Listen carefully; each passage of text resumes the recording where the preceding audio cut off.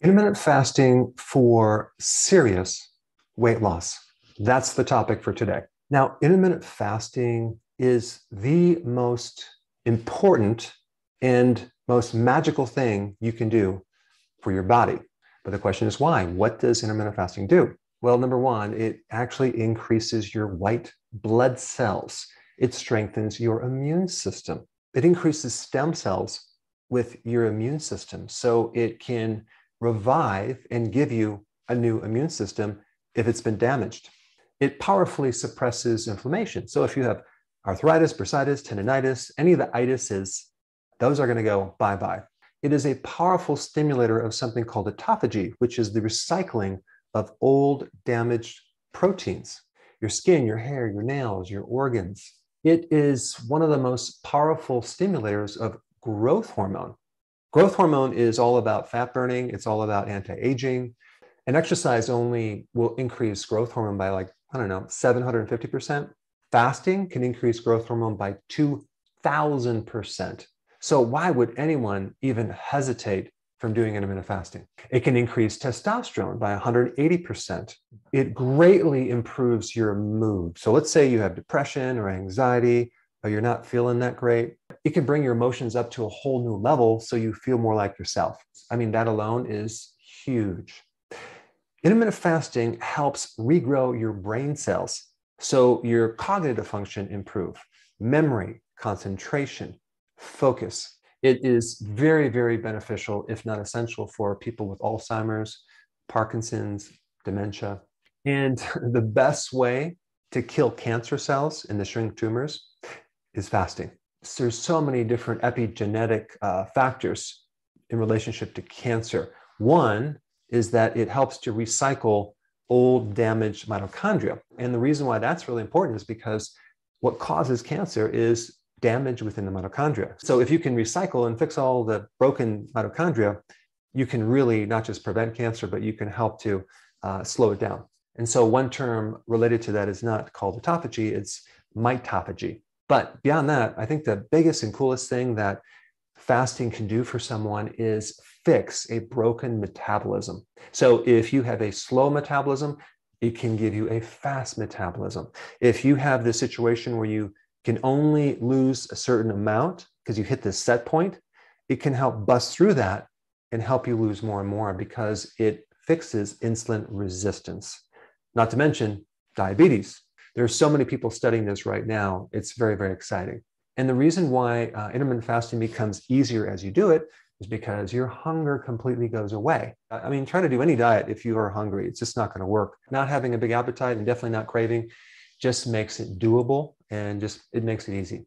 Now, real quick, I just wanted to mention this amazing, amazing success story of this guy who was completely depressed, suicidal.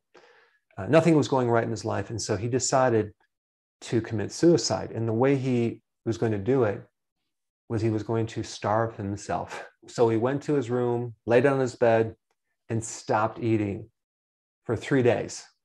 So you can guess what happened. After the second and third day, he started feeling better and better. And he no longer had depression.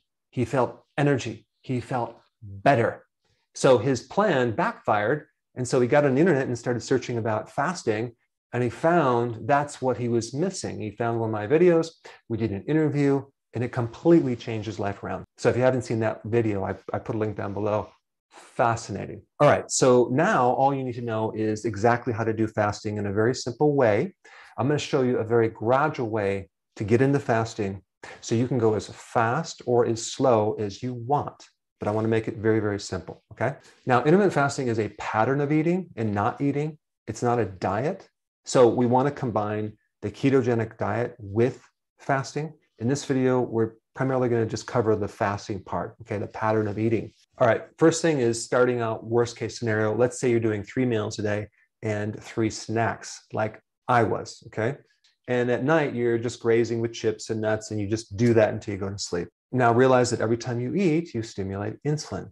So we have 3 big spikes of insulin. And then we have also 3 kind of mini spikes of insulin because every time you eat, you trigger insulin. So there is just absolutely zero chance of losing weight with that pattern of eating. So the first thing to do is just to eliminate the snacks. What you can actually do is change your snacks to maybe protein or fat and then push them to the meal. So that way they're no longer a snack, they're part of the meal. So the first step is doing 3 meals, no snacks. Now, just to make it easier on yourself, you want to add more fat to the meal to be more satisfied so you can go longer. The goal at this stage is to start to reduce insulin and to go longer in between meals. That's your goal, because snacking is deadly. Now, of course, if you cut out the carbs at the same time, it's going to make it easier because carbs drop your blood sugars, and then now you're going to be hungry. So if you combine keto with this, it's going to be really easy. All right, so we go in the first stage, 3 meals, no snacks. You do that for a few days, and what's going to happen is you're going to wake up in the morning, you're not going to be hungry anymore. And so if you're not hungry, just don't eat. You might want to write that on your refrigerator, but it's very, very important because we don't want to eat out of habit or schedule. We want to eat when our bodies are telling us to eat. And so if you're not hungry, guess what? Your body is eating, but it's eating your own fat. And that is the goal. So don't screw it up by eating, and then all of a sudden now you're hungry an hour and a half later. So the most important thing at this next phase is to take your breakfast and keep pushing it more towards your lunch to the point where it becomes your lunch, okay? So we're just combining our breakfast and lunch together. And a lot of times my first meal is my breakfast. I'll have eggs or bacon or avocado. Now you can also do the bulletproof coffee just to make it easier. But I find this stage goes pretty quick. You might even be able to jump into this within the next day, because as soon as you start reducing the frequency of eating, your hunger goes down because we start making the switch from burning sugar to burning fat. All right, so we got rid of our snacks. We're doing 3 meals a day. We're adding fat to the meal. And then we're going to skip breakfast. Now we're at 2 meals per day. So let's say, for example, you eat at noon and then at 6. That gives you a fasting pattern of 16 hours, okay, of fasting with an 8-hour eating window. Now, when I mention the eating window, you probably are going to be fasting through that window as well. We could add those hours, but for this example, we're not going to add those hours. We're only going to count the point where the last meal is, and then all the way to the next day to the first meal. Okay, so that pattern is 16 and 8. And for convenience, you can do 12 and 6. You can do eating at 1 p.m. to 7 or 2 to 8.